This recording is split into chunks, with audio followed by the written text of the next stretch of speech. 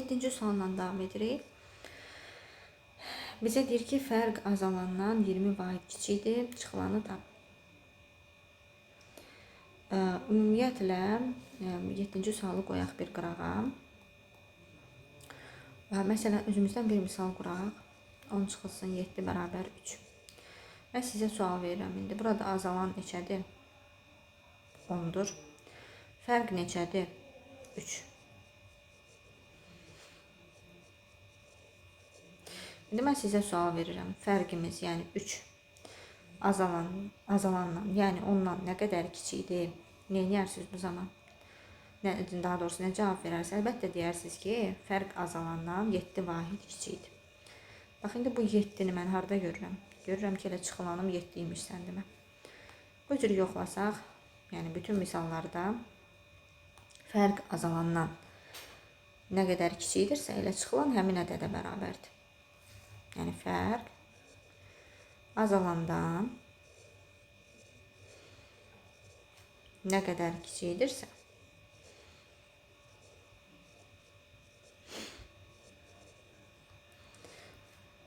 çıxılan elə həmin ədədə bərabərdir. Yəni bizim 7-ci misalda deyir ki, fərq azalandan 20 vahid kiçikdir. Çıxılanı tapın. Fərq azalandan 20 vahid kiçikdirsə, mən də qayda nə dedim? Fərq azalandan nə qədər kiçikdirsə, yəni bizdə 20 vahid kiçikdir. Çıxılan elə həmin ədəddir, yəni 20-dir. İstəsəz yoxlaya bilərik. Məsələn, burada azalan 100'dür. Fərq 80'dir. 80 yəni fərqimizdir də bu. Azalandan, yəni 100'dən nə qədər kiçikdir ki? Nə edərik? 100'dən 80 çıxıb taparıq 20. 20 elə burada çıxılan özüdür. Belə. Daha sonra gəldik 8-ci suala. Çıxılan fərqdən 68 vahid kiçikdir. Azalan 240 olarsa, çıxılanı tapın. Əgər belə bir cümlə keçirsək ki, yəni çıxılan fərqdən filan qədər vahid kiçikdir. Burada deyir ki, məsələn, 68 vahid kiçikdir. Bunu necə başa düşmək lazımdır? Əgər çıxılan fərqdən kiçikdir deyilirsə, belə çıxır ki, bunun tərsinəsini də demək olar. Yəni, fərq də sən demə çıxılandan böyüdür də. Məsələn, mən deyirəm ki, daha doğrusu qızım məndən kiçikdir. Bu həm də nə deməkdir? Mən də qızımdan böyüyəm deməkdir. Çıxılan fərqdən 68 vahid kiçikdir deyirsə, bu deməkdir ki, fərq çıxılandan 68 vahid böyüdür. İkisi də eyni tip cümlədir. Yəni, birini oxuyanda o birisini də tərsinəsini də, əksini də, yəni göz önündə canlandırırıq. Yəni, çıxılan fərqdən həmçinin bunu da başa düşmək lazımdır ki, çıxılan fərqdən 68 vahid kiçikdirsə, demək ki, fərqlə çıxılanın fərqi bir-birindən çıxanda 68 edir. Yəni, buna həyatdan nümunə göstərsək əgər, məsələn, mən deyirəm ki, tutaq ki, ananın 25 yaşı var, qızının 6 yaşı var və sonra da belə bir şey deyirəm. Qız anadan deməli 19 yaş kiçikdir. Qız anadan, yəni əgər mən burada verdiklərimi gizlətsəm, qız anadan 19 yaş kiçikdir desəm, həm də siz burada nə başa düşməlisiniz? Ana qızdan 19 yaş böyüdür. Qız 19 yaş kiçik olanda belə çıxır ki, ana da qızdan 19 yaş böyüdür. Yəni, bayaqlar mən anaya vermişdim 25 yaş, qıza vermişdim 9 yaş. Demək ki, sən demə, bunların fərqi, yox, daha doğrusu qıza 6 yaş vermişdim. Demək ki, sən demə, elə bunların fərqindən danışıram da mən. Biri o birindən kiçikdir deyəndə, biri o birindən böyüdür deyəndə, mən bunların əslində fərqindən danışmış oluram. Yenə qayıdaq biz öz misalımıza. Bir də biz cümləmizə baxırıq. Deməli, 8-ci suala baxıram. Çıxılan fərqdən 68 vahid kiçikdir. Nə deməkdir bu indi? Yəni, fərqdən çıxılanı çıxanda 68 alınır. fərq və çıxılanın fərqi 68-dir.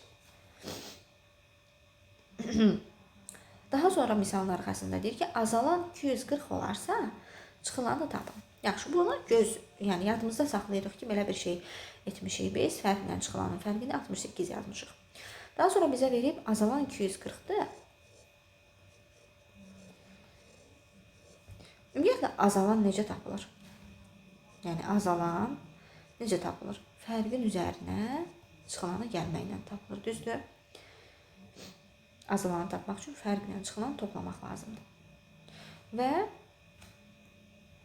mən əgər fərqlə çıxılanı toplayıb azalanı alacamsa, o deməkdir ki, mən 240 alacam. Çünki misalda mənə deyir ki, azalan 240-dır.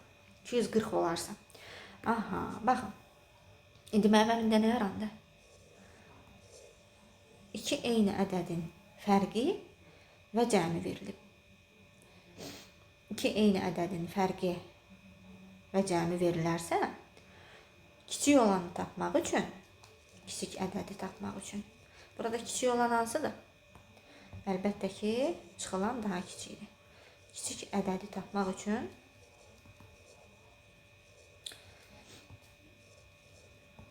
cəmdən, yəni 240-dan fərqi çıxırıq, fərqimiz 68-dir. Və yaxud belə düşünə bilərsiniz, böyükdən kiçik çıxıb, bölürük 2-yə. 240-dan 68 çıxanda deməli qalır 172. 172-ni də 2-yə böləndə qalır 86. Yəni bizim çıxılanımız 86 imiş. Vəssalam. Gələk 9-cu suala. Demək, bizə deyir ki, 2 tək natural ədədlə 2 cüt natural ədədin cəmi 200-dür. Cüt ədədlərdən biri ən çox neçə olar? Mən dərs əsnasında demişdim ki, deməli, 2 tək natural ədəd, təklərə tək yazıram və 2 cüt natural ədəd dediyi üçün, yəni belə göstərirəm mən, sxemi qururam və sonra indi ədədlər verəcəm. Bizdən nəyi soruşur? Cüt ədədlərdən biri ən çox neçə olar? Bax, birinin ən çox olması üçün digərləri ən az olmalıdır. Yəni, məsələn, mənim əlimdə 10 dənə konfet varsa, bir uşaq məndən istəyirsə ki, mənə məsələn, bir neçə uşaq arasında paylamaq istəyirəm, uşaqlardan biri yaxınlaşır, deyir ki, mənə daha çox konfet verin müəllimə, mən ona daha çox vermək üçün digərlərinə daha az verməliyəm də, düzdürmü? İndi burada da eyni tip şeydir. Cüt ədədlərdən biri ən çox neçə olar? Mən cüt ədədlərdən birini ən çox etmək üçün digər bu tək ədədləri, həmçinin digər cüt ədədimə bacardığım qədər ən kiçik qiymətləri verəcəm. Və bir də misala baxanda nəyə diqqət eləmək lazımdır? Bu 2 tək natural ədəd ilə 2 cüt natural ədəd ki deyirik. Bunlar işlədirmi bu cümlədə? Müxtəlif tək natural ədədlərdir, müxtəlif cüt natural ədədlər. Belə şey demir bizə misalda. O zaman mən tək natural ədədlərə ən kiçik, yəni tək rəqəmləri verirəm. 1 verirəm, yəni. Dedim, axı, digərlərinə birini ən çox eləmək üçün digərlərinə ən kiçik ədədlər verəcəm maksimum dərəcədə. Cüt ədədimə də, yəni 2 dənə cüt ədəddən birincisinə ən kiçik cüt ədədi yazacağım və 2 yazıram. Soruşa bilərsiniz, niyə 0 yazmadıq? 0 da cüt rəqəm sayılır. Bəli, amma mən şərtə baxıram ki, mənə deyir ki, natural ədəd olsun bunlar. Natural ədədlərdən 0 yoxdur. Ona görə mənim verə biləcəyim ən kiçik cüt ədədim 2 ola bilər burada. İndi buradan mən həll edəndə tapıram ki, sən demə 200-dən yəni 1 və 2-lərin cəmini çıxanda 4 çıxmalıyam. Qalır bizdə nə? 196. Yəni mənim ən çox bu cüt ədədə verə biləcəyim qiymət 196. Daha sonra 10-cu suala keçirik. 10-cu sual yenə birinci, ikinci suallar kimidir.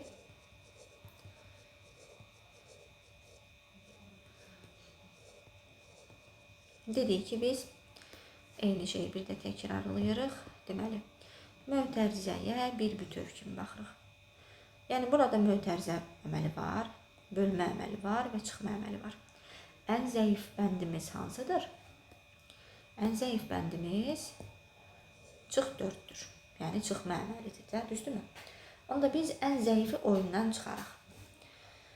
Digərlərini olduğu kimi saxlayaq. Yəni, mötərizə əməlində olduğu kimi saxlayaq. Bölmə əməlini də. Çıx 4-ü isə oyundan çıxaraq deyəndə nəzərdə tutduğum, yəni birinci onu bərabərliyin digər tərəfinə keçirdək. Çıx 4-dürsə mən nə demişdim? Bərabərliyin bir tərəfindən digər tərəfinə ədədləri keçirəndə əks işarə ilə keçirmək lazımdır. Çıx 4 verilibsə mən digər tərəfə keçirdəndə üstə gəl 4 yazacağım onu. Əgər üstə gəl 4 versəydi, digər tərəfə keçirdəndə çıx 4 yazardım. Yəni, vurma digər tərəfə keçəndə bölmə olur, bölmə digər tərəfə keçəndə vurma olur, çıxma digər tərəfə keçəndə toplama olur, belə baxacaq. Lakin hər zaman belə olmur, yəni bu tip misallarda belə olur. İndi 7-ün üstünə 4 gəlməli idi, yəni birbaşa elə 4-ü gələ, yazaq cavabı 11. Daha sonra baxıram, mənim əlimdə mötərizə var, bölmə var. Buna belə də baxa bilərik ki, yəni mötərizəyə bir bütöv kimi, yəni bölünən kimi baxıram. Böl 6 mənim bölənimdir. 11 isə qismətim. İndi sual verirəm sizə, bölünən necə tapılır? Bölünəni tapmaq üçün qisməti bölənə vurarıq. Yaxşı, bölünəni olduğu kimi saxlayaq. Qisməti 11-i 6-ya vuraq, elə 66-nı birbaşa yazaq bura. Bura çatanda nə edirdik? Bayaq izah eləmişdim. Alt-alta yazmağa başlayırıq artıq. Hərfli misal yarandı bizdə. Hər şeyi alt-alta yazmaq deyirəm, amma yazıb qarşı-qarşıya yazırdım az qala. A-lara necə versən, cəmləri 66 olar.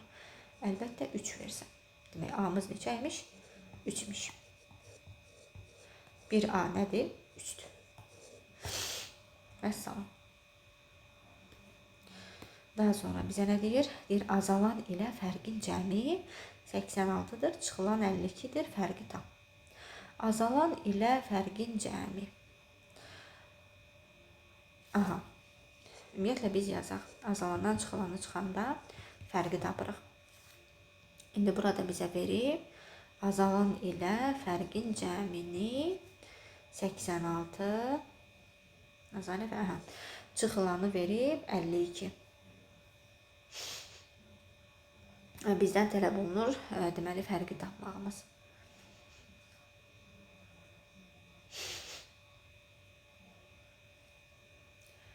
Deməli, burada nə edəcəyik? Azalan ilə fərqin cəmi 86-dır. Çıxılanımız 52-dir.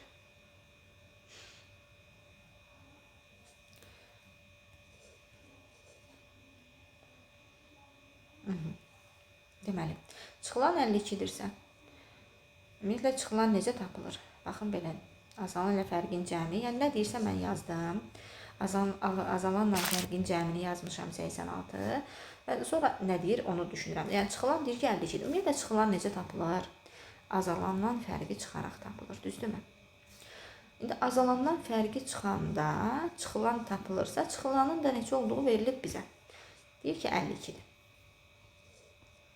Bayaq ki, hansı tipdir bu? Deməli, baxın 8-ci suala bənzər bir situasiya yarandı qarşımızda. İki eyni ədədin fərqi və cəmi verilib. Yəni, A üstəgəl F, A çıx F. Həm cəmləri verilib, həm də fərqləri verilib. Mən kiçik ədədi tapmaq üçün nə etməliyəm? Bayaqları bir qayda dedim. Burada kiçik ədəd təbii ki, yəni fərqimiz kiçikdir. Çünki azalandan, böyüdən kiçik çıxarlar da, belə deyək. Böyüdən kiçik çıxarlar. Fərq burada kiçik. Fərqi tapmaq üçün, yəni kiçik ədədi tapmaq üçün nə edirik? Bayaqki qayda. Cəmdən cəmimiz 86-dır. Fərqimizi, yəni 52-dir. Çıxıram. bölürəm 2-yə. Deməli 86-dan 52 çıxanda qalır 34 bölünsün 2 bərabərdir 17. Demək bizdən nəyi soruşur? Fərqimiz sənin 17-ymiş. Başa düşdükmü? Ümid edirəm, başa düşdünüz. Daha sonra 15-ci sual. Aha, 15-ci sual. Bunu da yolunu əzbərləmək lazımdır sadəcə olaraq. Bizə deyir 7 ardıcıl cüt ədədin cəmi 154-dür. Ortadakı ədədi tapın. Bax, ardıcıl ədədlərin sayı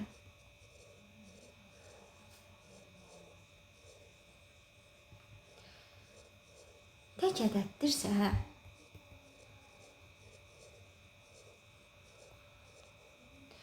ortadakı ədədi tapmaq istəyirsə bizdən, ortadakı ədədi tapmağımız istəyirsə, cəmi ardıcıl ədədlərin sayına bölürük. Ardıcıl ədədlərin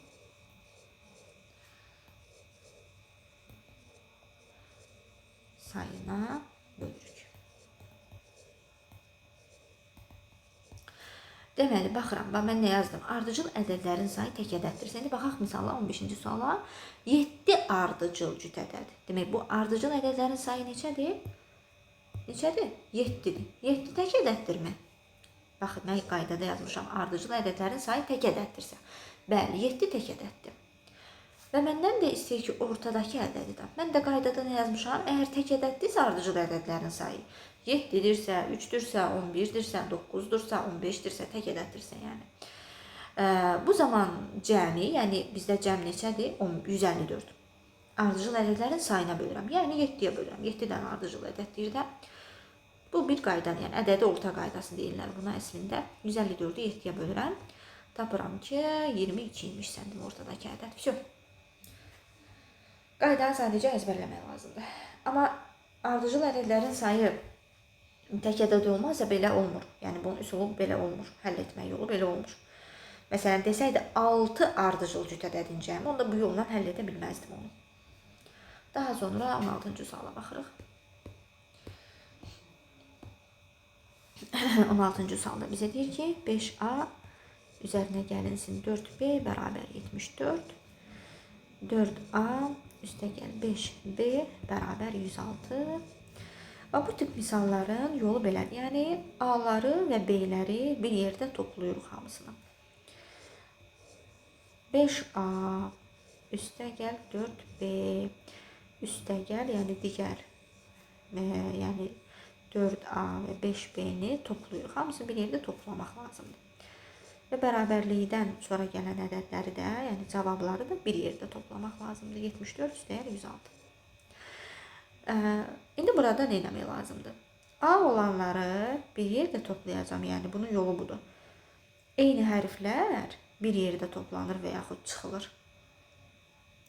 5A üstəgəl 4A-nı toplamaq üçün, yəni baxın belə başa düşün bunu ki, 5A, 4A, alt-alta toplayanda A-ları saxlayıram olduğu kimi 5 ilə 4-ü toplayıram 9.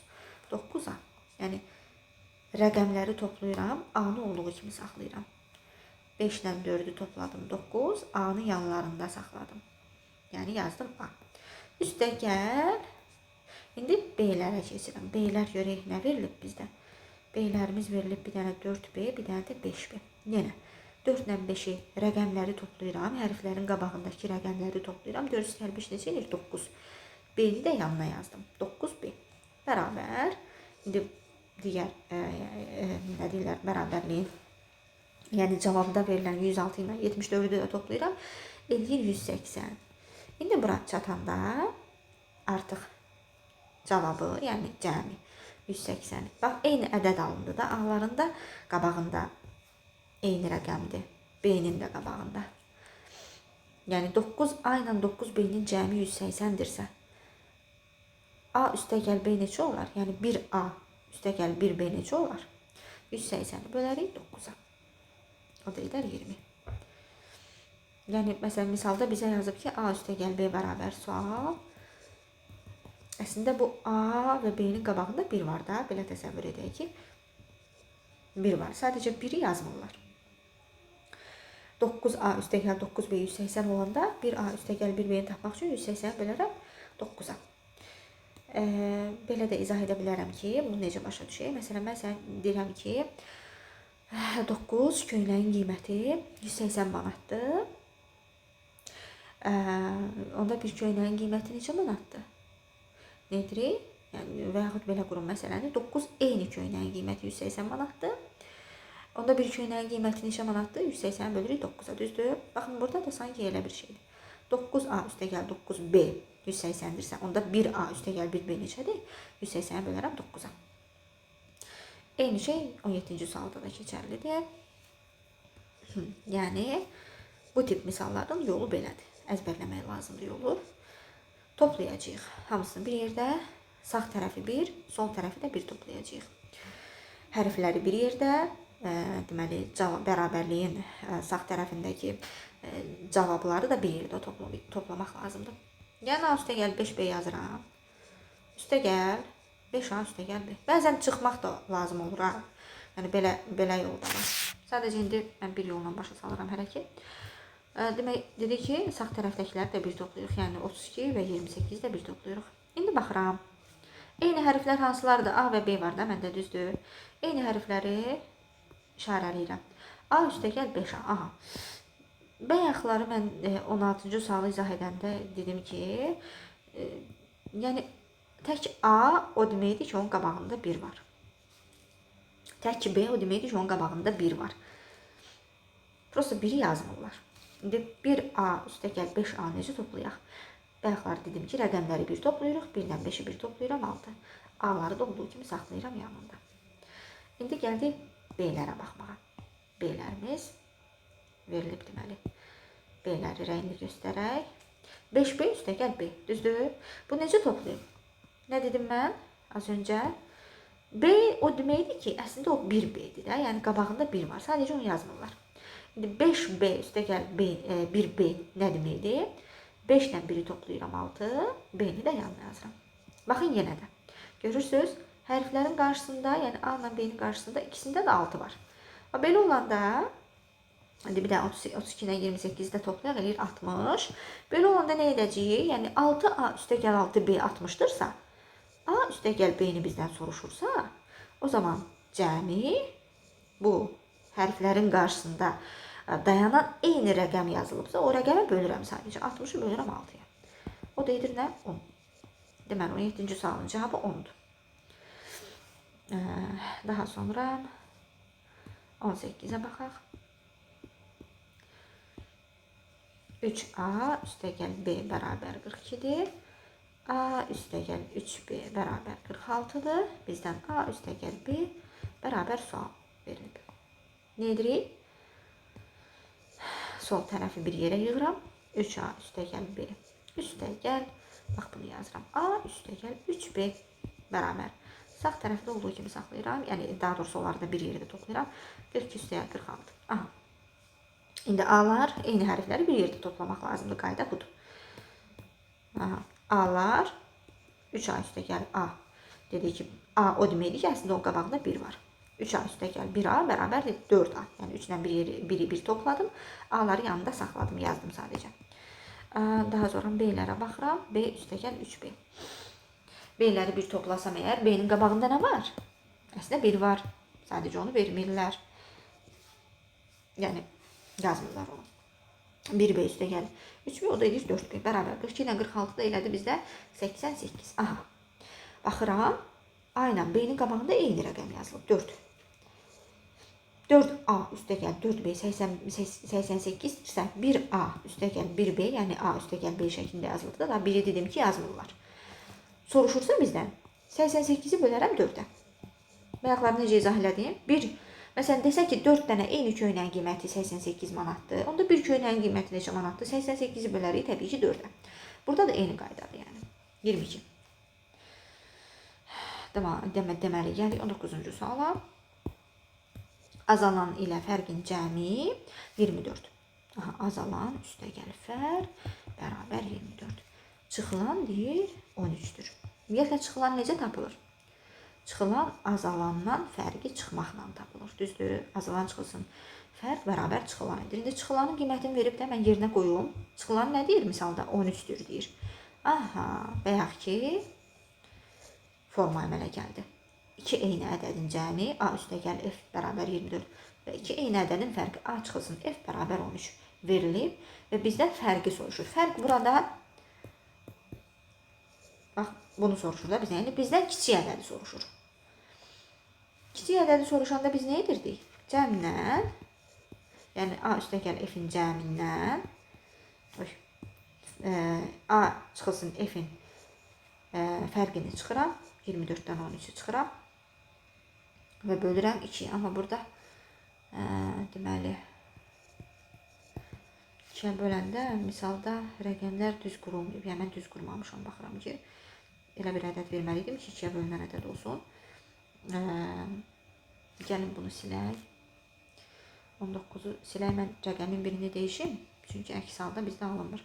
Məsələn, gəlin çıxılana 12 verək ki, cüt ədəd olsun ki. Çıxılanı 12 edirəm, misalda da. Burada da 12 edirəm. Burada da 12 elədim. Yəni, çıxılanı dəyişdim. Çıxılan 12-dir.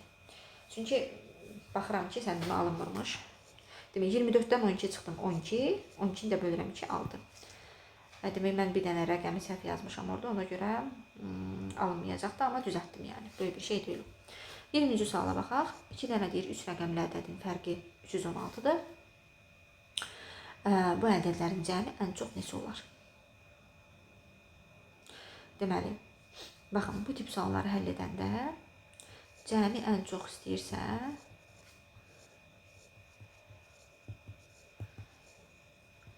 bax, 2 dənə 3 rəqəmli ədəd. Bilmirəm onlar hansı ədəddir. Yəni, azalan çıxılsın, çıxılan şəklində də göstərə bilərəm. 316-dır. Və deyir ki, bu ədədlərin yəni cəmi ən çox necə olar? O zaman mən yəni ən böyük 3 rəqəmli ədəd neçədir? 999-da, düzdür? Azalana 999 verərəm. 996 yazdım. Yəni ən böyük rəqəmi verirəm də, belə deyim. Ən böyük ədədi daha doğrusu verirəm. 3 rəqəmli ən böyük ədədi neçədir? 999. Yəni ədədlərdən birini 999 seçirəm. Sonra digərini tapmağa çalışıram. Yəni görün burada əgər azalan 999 olarsa çıxılan neçə olar? Tapıram ki, deməli 3, 8, 683 olar. İndi bu ikisinin cəmi 999 ilə 683-ün cəmi neçə olar?